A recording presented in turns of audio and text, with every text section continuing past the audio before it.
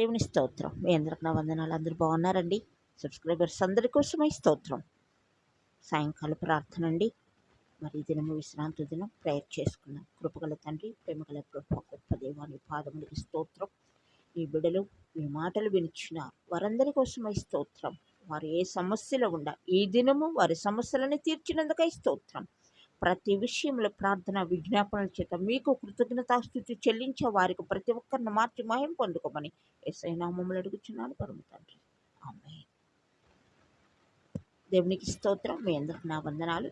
Subscribers అందరి కోసమే నేను ప్రార్థన చేస్తున్నానండి. మరి నా ఫోన్ నంబర్ మీకు తెలియదు, మీ ఫోన్ నంబర్ నాకు తెలియదు, కానీ మీరందరూ నాకు తెలుసు. ఎందుకంటే దేవుని బిడ్డలకు తెలుసండి. కాబట్టి మీ అందరి కొరకు నేను ప్రార్థన చేస్తాను.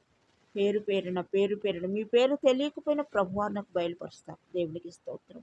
మీరందరూ క్షేమముగా ఉండాలండి. ప్రతి ఒక్కరు దేవుని నమ్మండి, విశ్వసించండి, ప్రార్థన చేయండి. ప్రార్థనేనండి కొండలు పగలగొట్టేస్తుంది. ఏంటి? ప్రార్థనే కొండలు పగలగొట్టదు. కాబట్టి ప్రార్థనలో విశ్వాసము కలిగి నిలకడగా ఉండి ప్రార్థన చేయండి. దేవునికి స్తోత్రం. ఆమేన్.